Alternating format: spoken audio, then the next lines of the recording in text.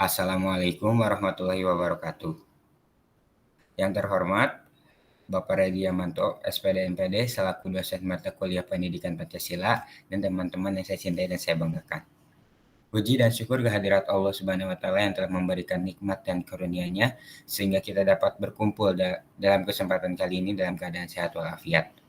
Selawat serta salam semoga tetap terlimpah curahkan kepada junjungan kita Nabi Muhammad SAW, kepada keluarganya, kepada sahabatnya, dan kepada kita selaku umatnya. Di sini kami akan menyampaikan hasil diskusi kami yang bertemakan kode etik profesi yang ada di teknik sipil. Sebelum itu, izin memperkenalkan diri. Nama saya Muhammad Rafi Abdul Rizki selaku moderator dan pemateri pertama. Kemudian ada Ihsan Kursiana selaku pemateri kedua. Ada Nur Hasanul Sabila selaku pemateri yang ketiga. Dan ada Putri Mutia Anjani selaku pemateri keempat.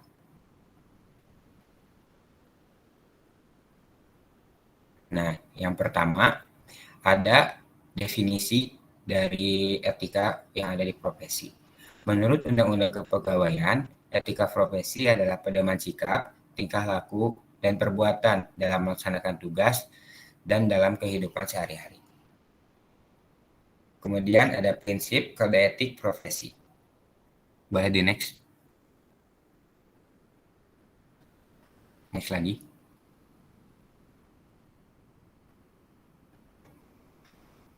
Prinsip kode etik profesi. Yang pertama, ada prinsip tanggung jawab. Profesional harus bisa bertanggung jawab atas dampak profesinya, terutama yang ada di sekitar mereka. Yang kedua, ada prinsip keadilan. Menuntut seseorang untuk dapat menjalankan profesinya tanpa merugikan orang lain, terutama yang berkaitan dengan profesinya. Yang ketiga, ada prinsip otonomi. Didasarkan pada kebutuhan untuk memberikan kebebasan penuh kepada para profesional untuk menjalankan profesinya. Yang keempat, prinsip integritas moral. Profesional juga harus membuat komitmen pribadi untuk melindungi kepentingan profesional, pribadi, dan sosial mereka. Kemudian ada fungsi. Yang pertama, memberikan pedoman bagi setiap anggota profesi tentang prinsip profesionalitas yang digariskan. Maksudnya bahwa dengan kode etik profesi, pelaksanaan profesi mampu mengetahui sesuatu hal yang boleh dia lakukan dan yang tidak boleh dia lakukan. Yang kedua, ada sebagai sarana kontrol sosial bagi masyarakat atas profesi yang bersangkutan. Maksudnya bahwa etika profesi dapat memberikan suatu pengetahuan kepada masyarakat agar dapat memahami arti pentingnya suatu profesi, sehingga memungkinkan pengontrolan terhadap para pelaksana di lapangan pekerjaan. Yang ketiga, ada mencegah campur tangan pihak di luar organisasi profesi tentang hubungan etika dalam keanggotaan profesi. Artinya bahwa para pelaksana profesi pada suatu instansi atau perusahaan yang lain tidak boleh mencampuri pelaksanaan profesi di lain instansi atau perusahaan. Kemudian ada tujuan. Boleh next. Tujuan. Yang pertama, untuk menjunjung tinggi martabat profesi. Kedua, untuk menjaga dan memelihara kesejahteraan para anggota. Yang ketiga, untuk meningkatkan pengabdian para anggota profesi. Yang keempat, untuk meningkatkan mutu profesi. Yang kelima, untuk meningkatkan mutu organisasi profesi. Yang keenam, meningkatkan layanan di atas keuntungan pribadi. Yang ketujuh, mempunyai organisasi profesional yang kuat dan terjalin erat. Yang kedelapan, menentukan buku standarnya sendiri. Sekian pemaparan yang dapat saya sampaikan. Untuk materi selanjutnya akan disampaikan oleh Ihsan Kursiana. Kepada Ihsan Kursiana, waktu dan media dipersilahkan. Baik, terima kasih kepada moderator. Yaitu yang kode etik yang pertama ada kode etik Asosiasi Masyarakat Baja Indonesia atau yang disebut AMBI. Pada hakikatnya, fungsi utama dari AMBI adalah sebagai organisasi masyarakat yang mengkhususkan diri dalam bidang besi atau baja. Ciri khusus Ciri khusus yang memberikan hak hidup pada AMBI ialah karena adanya pengakuan dari masyarakat bahwa asosiasi dalam bidang besi atau baja mempunyai keahlian khusus dan integritas, kejujuran, dan objektivitas dalam melakukan profesinya. Oleh karena itu, di samping syarat-syarat mengenai kemampuan teknis untuk melakukan profesinya, prinsip-prinsip etika adalah sendi-sendi pokok dari profesi ini. Maka dengan ini, para anggota dari AMBI mentaati kode etik sebagai berikut. Yang pertama, ada tanggung jawab terhadap integritas pribadi. Yang ke-1, anggota AMBI harus yakin bahwa yang bersangkutan cukup mempunyai keahlian khusus dalam melakukan pekerjaan di bidang besi atau baja seperti yang dikehendaki oleh masyarakat. Apabila anggota AMBI merasa bahwa keahliannya tidak mencukupi untuk melakukan pekerjaan yang ditegaskan kepadanya, seharusnya anggota AMBI tersebut melakukan peninjauan dan meminta pertimbangan dari Dewan Pakar terhadap pekerjaan ini. Yang kedua, anggota AMBI harus selalu berusaha untuk meningkatkan pengetahuan, keahlian, dan keterampilannya dalam pekerjaan bidang besi atau baja. Yang ketiga, anggota AMBI harus mampu mengendalikan diri dan membatasi kegiatan-kegiatan yang bersifatnya menguntungkan pribadi. Yang keempat, anggota AMBI tidak menggunakan fasilitas organisasi untuk kepentingan pribadi. Yang kedua, ada tanggung jawab terhadap masyarakat pengguna. Yang ke-1, tanggung jawab utama dari anggota AMBI terhadap masyarakat pengguna ialah memberikan keahlian dan keterampilan di bidang besi atau baja yang lengkap, teliti, dan bertanggung jawab tanpa menghiraukan keinginan-keinginan instruksi masyarakat pengguna yang sifatnya mengubah hasil-hasil perhitungan atau kajian besi atau baja yang objektif. Yang kedua, hubungan antara anggota AMBI dan masyarakat pengguna bukanlah hubungan antara prinsipal dan agen, mengingatkan akan bahwa tanggung jawab AMBI yang lebih luas lagi terhadap masyarakat dan pihak ketiga. Yang ketiga, anggota AMBI harus mempertanggungjawabkan setiap kegiatan kepada pihak manapun, sedangkan laporan hasil perhitungan dan hasil penelitian serta kajian tentang besi atau baja adalah hak milik masyarakat pengguna. Oleh karena itu, anggota AMBI tidak dapat menggunakan laporan ini sebagai referensi atas kemampuan pekerjaannya dan tidak dapat mengumumkannya tanpa persetujuan dari masyarakat pengguna. Yang keempat, apabila jasa anggota AMBI diperlukan dalam rangka suatu aktivitas penelitian, anggota AMBI tidak akan menyembunyikan kenyataan-kenyataan, data, dan pendapat dengan maksud agar bermanfaat bagi masyarakat pengguna. Yang kelima, apabila ada dua pihak minta bantuan jasa anggota AMBI untuk melakukan perhitungan, analisis, penelitian, dan di bidang besi atau baja pada objek yang sama, anggota AMBI hanya diperkenankan menerima penugasan dari salah satu pihak saja, kecuali kedua pihak menyetujui bahwa anggota AMBI bekerja untuk kedua belah pihak. Yang keenam, bahwa hubungan penugasan dari penerimaan penugasan pekerjaan di bidang besi atau baja dituangkan dalam perjanjian secara tertulis dan jelas. Yang ketujuh, anggota AMBI harus dapat memberikan penjelasan kepada masyarakat pengguna mengenai ruang lingkup pekerjaan yang akan dilakukan sesuai dengan tujuan masyarakat pengguna. Dan yang ketiga, ada tanggung jawab terhadap masyarakat umum. Yang pertama, anggota AMBI mempunyai tanggung jawab untuk memberikan angka hasil perhitungan analisa, penelitian, atau kajian yang benar. Untuk yang kedua, anggota AMBI harus kompeten untuk melakukan pekerjaan-pekerjaan di bidang besi atau baja seperti yang diajukan oleh masyarakat umum. Yang ketiga, anggota AMBI harus selalu sadar menjunjung tinggi tanggung jawab terhadap masyarakat yang telah memberikan kepercayaan kepadanya. Yang keempat, apabila masyarakat umum menggunakan laporan di bidang besi atau baja sebagai alat untuk bertransaksi dan laporan ini jatuh ke tangan pihak ketiga, maka anggota AMBI tetap bertanggung jawab penuh atas kebenaran, kejujuran pihak ketiga yang bukan masyarakat pengguna. Yang kelima, kecuali tanggung jawabnya terhadap pihak ketiga seperti yang tercantum di atas, anggota AMBI juga bertanggung jawab atas laporan di bidang besi atau baja sebagai masyarakat umum. Yang keempat, tanggung jawab terhadap sesama anggota AMBI. Yang kesatu, anggota AMBI tidak dibenarkan untuk mencemarkan nama baik sesama anggota AMBI. Yang kedua, anggota AMBI tidak dibenarkan untuk mencoba mengganti penugasan anggota AMBI lain tanpa persetujuan dan pengetahuan pengurus. Yang ketiga, apabila anggota AMBI terlalu merasa bahwa anggota AMBI lain telah melakukan hal-hal yang bertentangan dan melanggar kode etik ini, adalah kewajiban dari anggota AMBI ini untuk melaporkan kepada AMBI pusat. Juga merupakan kewajiban untuk memberikan bantuan sepenuhnya kepada AMBI pusat dalam usaha melakukan pengusutan terhadap praktek dan tindakan yang menyimpang dan bertentangan dengan kode etik. Dan yang kedua, ada kode etik Ikatan Ahli Manajemen Proyek Indonesia atau disingkat IAMPI.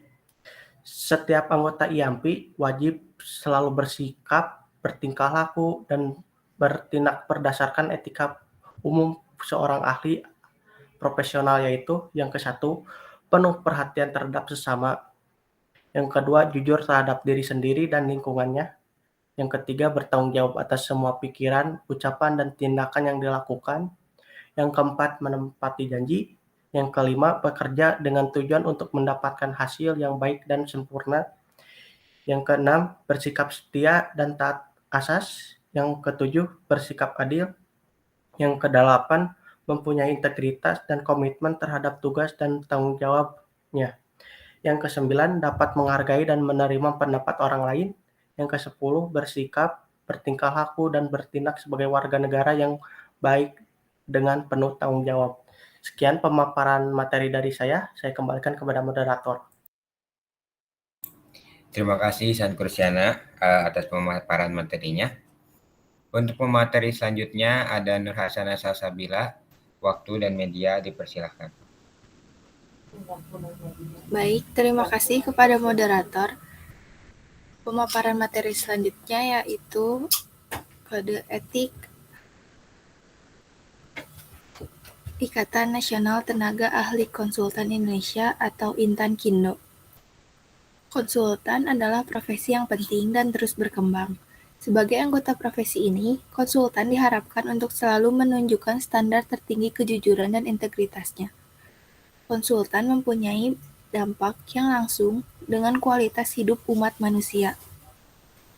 Dengan demikian, layanan yang diberikan oleh konsultan memerlukan kejujuran, imparsialitas, keadilan, dan kesamaan, serta harus didedikasikan terhadap perlindungan kesehatan, keselamatan, dan kesejahteraan publik.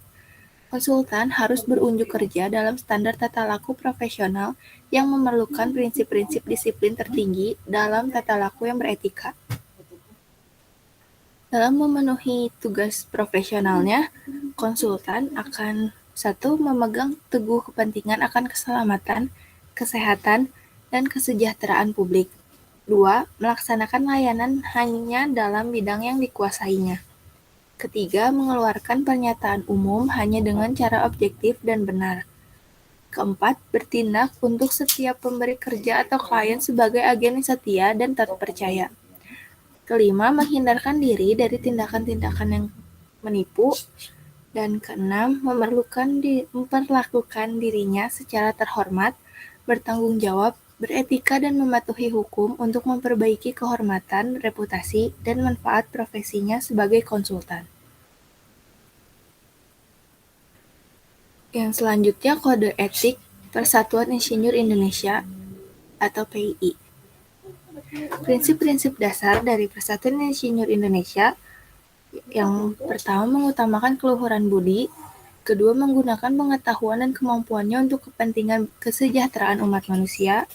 Ketiga, bekerja secara sungguh-sungguh untuk kepentingan masyarakat sesuai dengan tugas dan tanggung jawabnya. Keempat, meningkatkan kompetensi dan martabat berdasarkan keahlian profesional keinsinyuran. Selain itu, ada pula tuntutan sikap untuk Insinyur Indonesia. Kesatu, Insinyur Indonesia senantiasa mengutamakan keselamatan kesehatan, dan kesejahteraan masyarakat. 2. Insinyur Indonesia senantiasa bekerja sesuai dengan kompetensinya. 3. Insinyur Indonesia hanya menyatakan pendapat yang dapat dipertanggungjawabkan. 4. Insinyur Indonesia senantiasa menghindari terjadinya pertentangan kepentingan dalam tanggung jawab tugasnya. 5. Insinyur Indonesia senantiasa membangun reputasi profesi berdasarkan kemampuan masing-masing. 6. Insinyur Indonesia senantiasa memegang teguh kehormatan, integritas, dan martabat profesi. Dan 7. Insinyur Indonesia senantiasa mengembangkan kemampuan profesionalnya. Baik, saya kembalikan kepada moderator. Terima kasih Nur Hasana atas pemaparan materinya. Pemateri selanjutnya ada Putri Mutia Anjani. Waktu dan media dipersilakan. Baik, terima kasih kepada moderator. Di sini saya akan menjelaskan Kode Etik Asosiasi Ahli Keselamatan dan Kesehatan Kerja Konstruksi Indonesia atau A2K4 Indonesia. Yang pertama, setiap anggota A2K4 Indonesia wajib menjunjung tinggi, menghayati, dan mengamalkan Kode Etik Profesi A2K4 Indonesia. Yang kedua, setiap anggota A2K4 Indonesia dalam melaksanakan tugas profesinya harus berpedoman menurut anggaran dasar dan anggaran rumah tangga, serta ketentuan-ketentuan lain yang berlaku dengan sebaik-baiknya, loyal, dan bertanggung jawab terhadap hasil pelaksanaan tugasnya.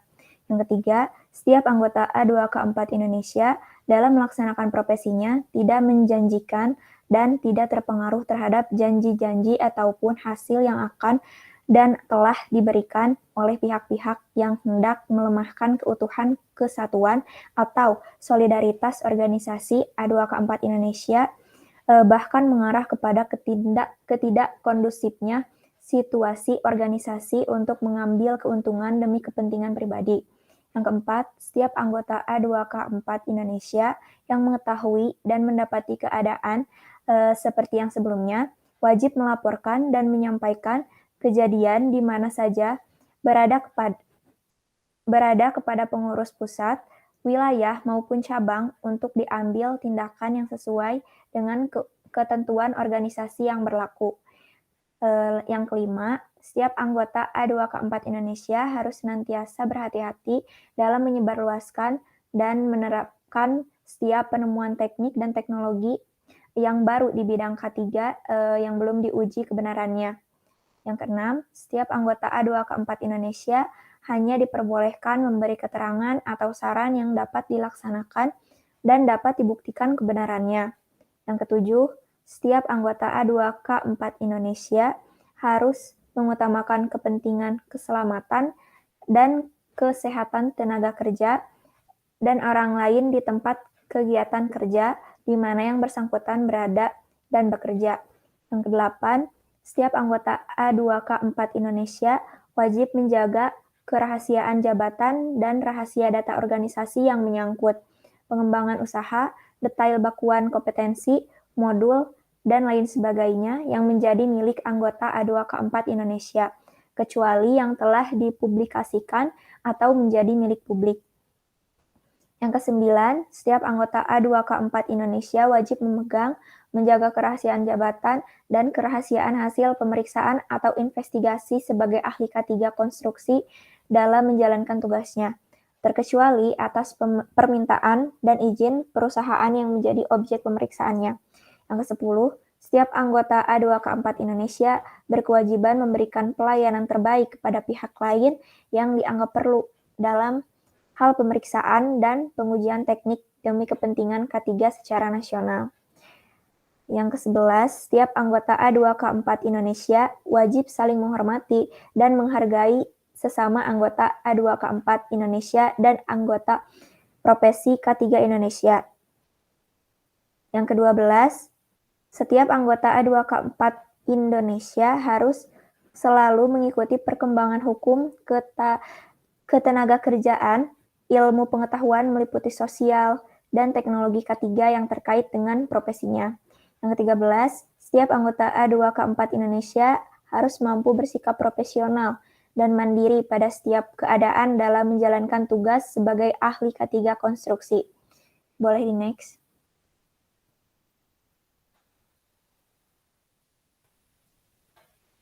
Lalu ada Kode Etik Himpunan Pengembangan Jalan Indonesia atau HPJI. Yang pertama itu, anggota HPJI wajib bertindak konsekuen, jujur, dan adil dalam menjalankan profesinya. Yang kedua, anggota HPJI wajib menghormati profesi lain dan tidak boleh merugikan nama baik serta profesi orang lain. Yang ketiga, anggota HPJI wajib memperhatikan dengan sungguh-sungguh dan tidak merugikan kepentingan umum, khususnya yang menyangkut lingkungan. Yang keempat, anggota HPJI setia dan taat pada peraturan serta perundang-undangan yang berlaku. Yang kelima, anggota HPJI harus bersedia memberikan bimbingan dan pelatihan untuk peningkatan profesionalisme sesama anggota. Yang keenam, anggota HPJI wajib memenuhi baku kinerja dan tanggung jawab profesi dengan integritas tinggi dan tidak akan menerima pekerjaan di luar bidang keahlian teknisnya. Yang ketujuh, anggota HPJI wajib menjunjung tinggi martabat profesi, bersikap terhormat, dapat dipercaya dan bertanggung jawab secara profesional dengan berasaskan kaidah keilmuan, kepatuhan, dan kejujuran intelektual. Yang kedelapan, anggota HPJI dengan menggunakan pengetahuan dan keahlian yang dimiliki wajib menyampaikan pendapat dan pernyataan dengan jujur, berdasarkan bukti dan tanpa membedakan. Lalu ada beberapa prinsip dasar dalam HPJI, diantaranya yang pertama, menjunjung tinggi keimanan dan ketakwaan kepada Tuhan Yang Maha Esa. Yang kedua, menggunakan pengetahuan dan kemampuan untuk kesejahteraan umat manusia secara berkelanjutan. Yang ketiga, bekerja secara profesional untuk kepentingan masyarakat, bangsa, negara, dan organisasi. Yang keempat, meningkatkan pengetahuan dan kompetensi serta menjunjung tinggi martabat profesinya. Mungkin sekian yang dapat saya sampaikan. Saya kembalikan kepada moderator. Terima kasih Putri Mutia atas pemaparan materinya. Kesimpulan dari materi yang tadi kita sampaikan yaitu bahwa pekerjaan seorang sarjana teknik sipil pada suatu proyek harus memiliki persyaratan sebagai seseorang profesional yang berkompeten dan dapat dipertanggungjawabkan secara akademik agar menghasilkan produk yang bermutu di bidang infrastruktur. Oleh karena itu, diharapkan dapat melayani kebutuhan masyarakat dengan sebaik-baiknya. Mungkin itu saja yang dapat kami sampaikan. Mohon maaf apabila ada kesalahan dalam perucapan. Wabillahi taufiq wal hidayah. Wassalamualaikum warahmatullahi wabarakatuh.